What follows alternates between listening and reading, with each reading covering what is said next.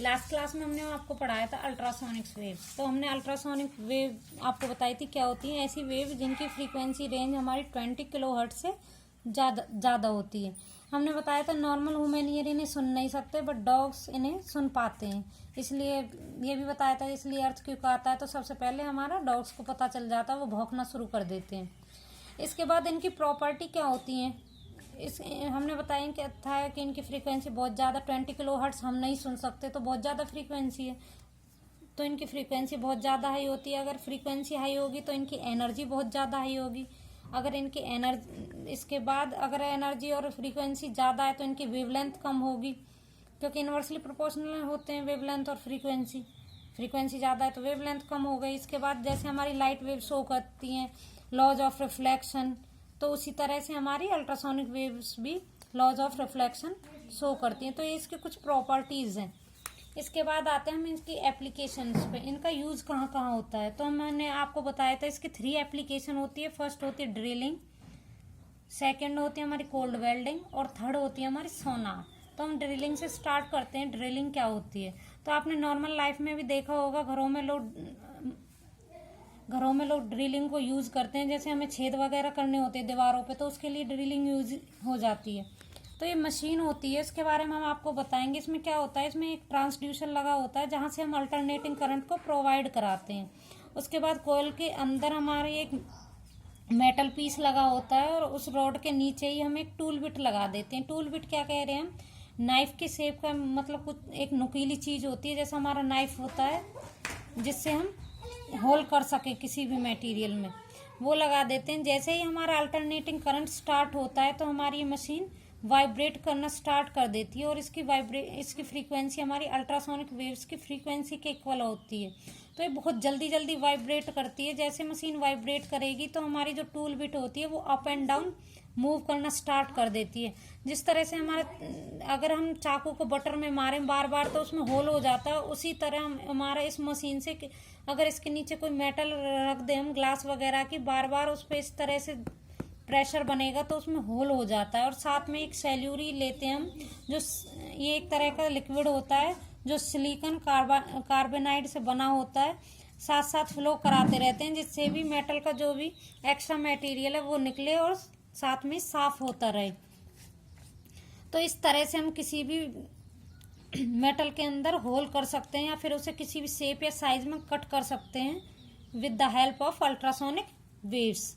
तो यही प्रोसेस हमारी क्या कहलाती है, ड्रिलिंग। इसके बाद है हमारी नेक्स्ट है कोल्ड वेल्डिंग। जैसा कि इसके नाम से ही पता चल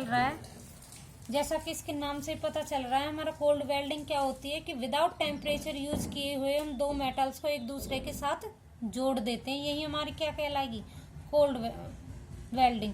कुछ हमारी ऐसी मेटल्स होती हैं जिन्हें हम डायरेक्ट जॉइंट नहीं कर सकते, उन्हें गर्म करने से या फिर गैस वेल्डिंग से उनकी शेप खराब हो जाती है। जैसा कि हमारे ग्लास है, अगर हम ग्लास को ले लेते हैं तो अगर हीट करेंगे उसकी शेप ही चेंज हो जाएगी, तो फायदा क्या है।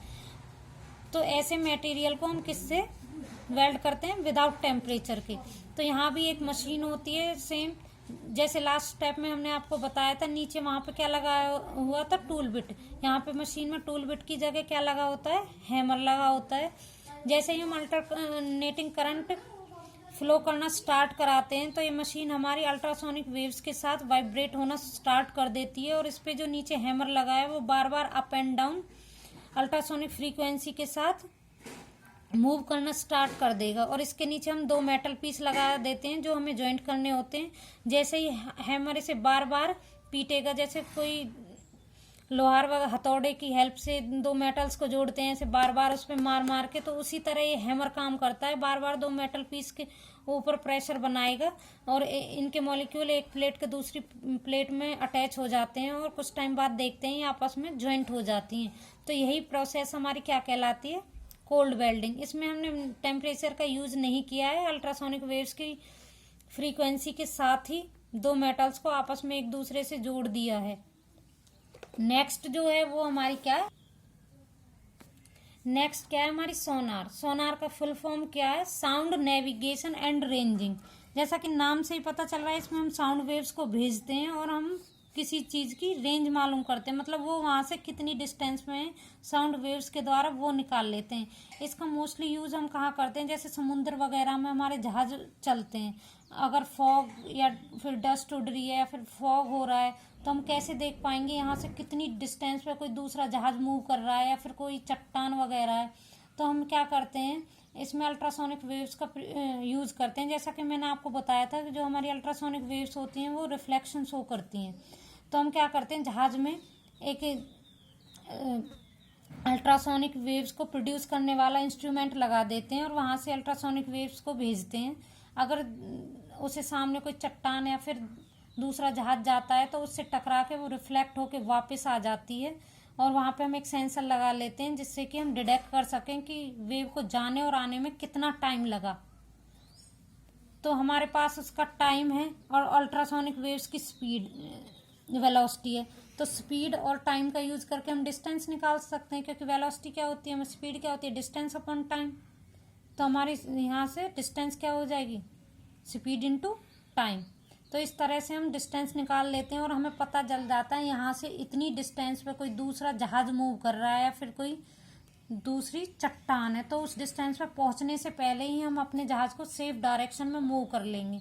तो इस तरह से जो हमारी अल्ट्रासोनिक वेव्स है वो हमारे लिए सुरक्षा का काम करती हैं। या फिर हमें समुद्र वगैरह की गहराई मापनी है तो हम गहराई में तो एकदम जा नहीं सकते, तो वहाँ भी हम क्या करेंगे, अल्ट्रासोनिक वेव्स को भेजेंगे, वो समुद्र के नीचे के तल से टकरा के वापस आएंगी। तो हम टाइम नोट कर लेते हैं कि उनके जाने और आने में कितना टाइम लगा है। तो वहाँ से टाइम निकाल के और उनकी वेलोसिटी से फिर से वहाँ से हम क्या मेजर कर लेंगे, डिस्टेंस मेजर कर लेंगे कि कितना अल्ट्रासोनिक वेव्स ने ट्रैवल किया है। तो इससे हमें पता चल जाता है कि हमारा समुद्र कितना गहरा है। तो इस तरह से हम अल्ट्रासोनिक वेव्स का यूज़ कर सकते हैं। समुद्र की गहराई भी मेजर कर सकते हैं और सुरक्षा के लिए भी कि कितनी दूरी पे, कितनी डिस्टेंस पर कोई दूसरा जहाज वगैरह मूव कर रहा है वो भी देख सकते हैं। तो इस तरह से हम अल्ट्रासोनिक वेव्स का यूज़ कर सकते हैं। तो ये 3 एप्लीकेशन यहाँ पे ख़त्म होती हैं। नोट्स आपको मिल जाएंगे, ढंग से पढ़ लेना इन्हें।